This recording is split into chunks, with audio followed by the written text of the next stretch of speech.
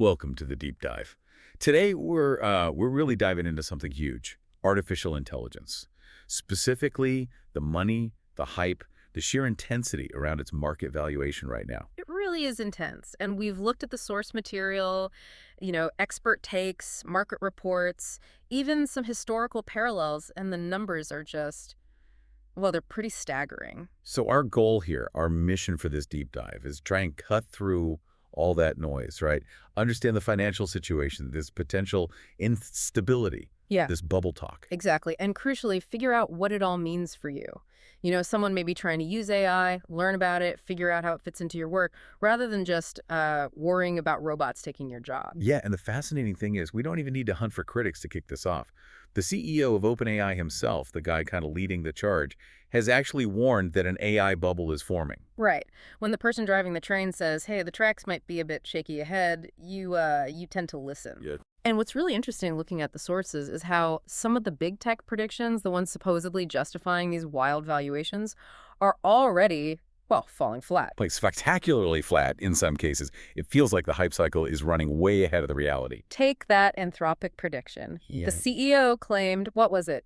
90% of coding would be automated by AI. In just 6 months, which sounds ambitious, to say the least. Well, ambitious is one word for it. So that 6-month deadline came and went, and the reality check. We looked at the example of TCS, huge IT company, like 600,000 employees, maybe 400,000 of them coders. Okay, so if that 90% thing were true, we should have seen, what, 360,000 layoffs? Something massive. Precisely. But the actual number reported, only around 12,000 people were laid off. That's maybe, what, 2%, 4% tops? It's just, it's nowhere near 90%. A huge gap between the claim and the reality. A massive gap. And then there's Elon Musk back in May 2024 predicting AGI, artificial general intelligence, by 2025. Well, here we are imagining it's October 2025. But no AGI yet.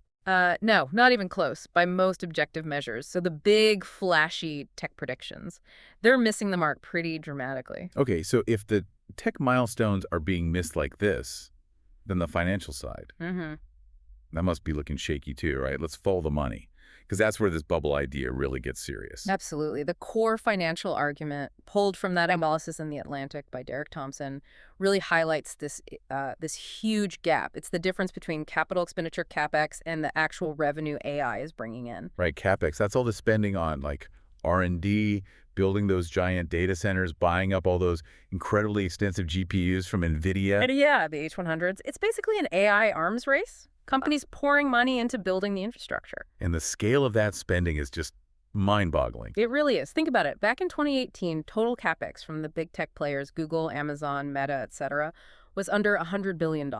Okay. The projection for 2026, it's forecast to be over $400 billion. $400 billion in 1 year. Yeah, that's not just servers and software. That's physical buildings, specialized cooling, massive power requirements, just immense infrastructure spending. Okay, so $400 billion projected spending just to build and run the AI engine. Now, the crucial question, what's the revenue? What are these AI services actually earning from customers? Well, that's the kicker. Globally, the revenue from AI services right now is estimated at only around $12 billion. Wait, so spending potentially $400 billion a year to generate $12 billion. Yeah. That ratio is insane. It is. That's why Thompson calls it literally burning a humongous amount of money. The simple analogy used was like spending $500,000 a year to earn $12,000. It just doesn't work long term without relying heavily on investors continuing to pour money in, believing the revenue will eventually catch up. So is this just a massive financial gamble, or is there a strategic element? Like, are they trying to spend so much that smaller players just can't possibly compete, sort of bankrupting the competition before it even starts? That's a really good question the sources touch on. It's likely a bit of both. They are making a huge bet that they can sustain these losses, funded by investor cash and market hype, for long enough for the revenue side to finally explode. But given that spending to revenue gap, yeah, $400 billion versus $12 billion, it seems incredibly risky. The payback would need to be astronomical.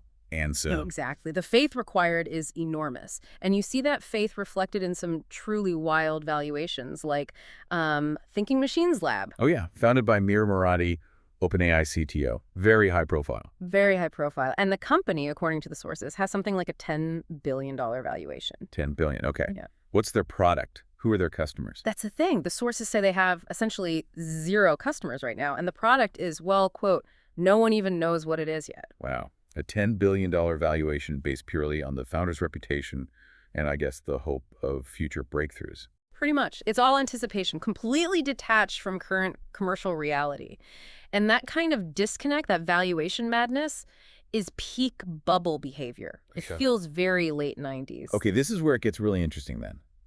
Connecting this financial picture, this instability, to history. You mentioned the late 90s. Yeah, the dot-com bubble. It's the unavoidable historical parallel, isn't it? Between roughly 97 and 2000, you had internet companies making these huge, world-changing claims. Pets.com, Right. Webvan, all that. Exactly. Valuations shot through the roof, often with little or no actual revenue, just based on, eyeballs or future potential. Right. Everyone believed the internet would instantly transform everything. And then the year 2000 happened. Pop. The NASDAQ crashed. Loads of these companies, the ones built purely on hype, went bankrupt. Those bold promises, mostly wrong, at least in the short term. And this is the crucial point, right? The underlying technology, the internet itself, didn't disappear. Not at all. That's the key takeaway. The internet was incredibly powerful. The infrastructure built during the boom, like all that fiber optic cable, the core protocols, that survived. And it eventually allowed the real, stable, profitable giants like Google and Amazon to rise from the ashes years later, once the crazy expectations had been washed out. So the argument is that AI now is in that same phase. Like post-ChatGPT, we're deep in the hype cycle, maybe rushing towards our own version of the year 2000 crash. It looks very much like it. We're probably near that peak of inflated expectations, as Gartner would call it. A correction, a crash, a burst, whatever you want to call it, seems likely. It happens when investors finally say, okay, wait, $400 billion out, $12 billion in. This isn't working fast enough. And the stocks tumble, valuations reset. Exactly. And then, after that shakeout, the truly valuable, stable AI technology finds its footing. It matures, it integrates properly, and it starts having its real, long-lasting impact. Okay, this leads us right to the most practical question for anyone listening. What does all this mean for me? For someone trying to navigate their career, maybe invest their time in learning new skills, how do you, as the source put it, suck the truth or reality out of that hype? Yeah, this is where we need to shift from just observing the market to thinking about personal strategy. There's this pessimistic view you hear a lot. The fear-based view. AI is going to automate everything, coding's dead, why bother learning anything tech-related? Right. That kind of thinking leads to paralysis, doesn't it? If AI can do one thing, it'll eventually do everything, so just give up. That's a false choice. So what's the alternative? The optimistic view. The optimistic and I think more realistic view is that AI is a tool. It's an opportunity for augmentation, not just automatic replacement across the board. Okay, augmentation, meaning using AI to make yourself better at your job. Precisely. The goal isn't just to survive the potential crash, but to be ready to leverage the powerful, stable technology that comes after it. The sources are pretty clear. Programming jobs, tech jobs, they aren't just vanishing. But they are changing. They have to change. Adaptation is key. It's about focusing on the skills AI can't easily replicate, the things AI can maybe assist with, but not take over entirely. People always say learn soft skills, which is true, but kind of vague. Do the sources get more specific? What are these timeless human skills we should focus on? They do distill it down, thankfully. It seems to boil down to maybe 3 core areas. First, complex systems thinking, meaning the ability to understand the whole picture. AI might optimize a specific process, but understanding how all the pieces of a business fit together, the operations, the strategy, the human dynamics, the market forces, that requires a holistic human view. Managing the entire complex system, not just one cog. Okay, that makes sense. What's the second one? Ambiguity management. AI thrives on clear data, defined rules, structured problems. But the real world, it's messy. It's full of uncertainty, incomplete information, ethical gray areas, shifting priorities. Right, making judgment calls with imperfect data. Exactly. Making those high-stakes decisions when things aren't clear-cut. That's fundamentally human and incredibly valuable. Third. Has to be the human interface. Communication, negotiation, collaboration, empathy, persuasion, building trust, leading diverse teams.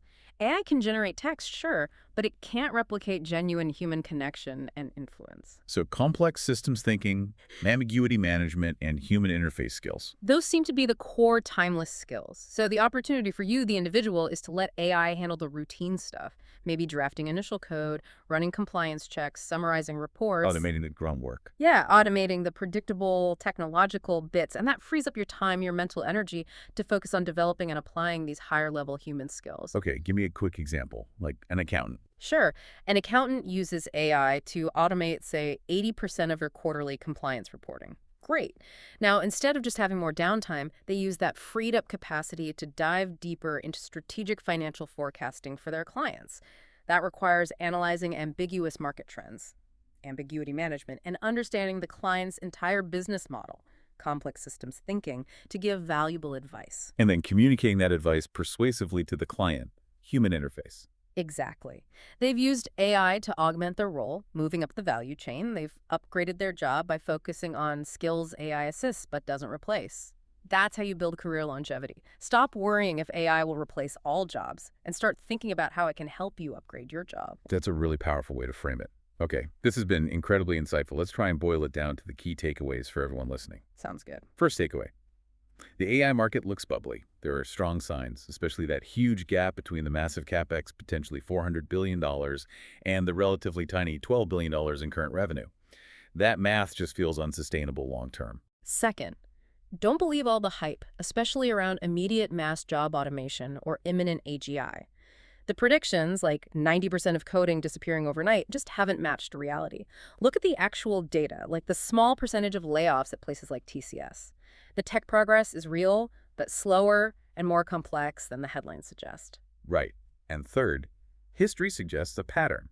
Like the dot-com era, we'll likely see a financial correction, maybe a crash in AI valuations first, but the underlying technology will survive, stabilize, and eventually become deeply integrated and impactful, probably in ways we don't fully expect yet. Exactly. The tech is powerful, but the current financial frenzy around it probably isn't sustainable in its present form. So the final thought we want to leave you with is this.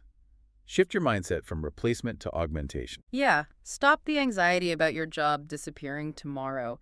Instead, ask yourself, what's one skill maybe related to thinking about complex systems, dealing with ambiguity, or improving your human interaction skills that you could start working on this week? A skill that AI can't fully replicate, but that AI tools could actually help you perform even better. That choice, focusing on augmentation and leveraging AI as a tool rather than just fearing it, that's where the real opportunity seems to lie. Couldn't agree more. Thank you for joining us for this deep dive. We hope it gave you plenty to think about. We'll catch you next time.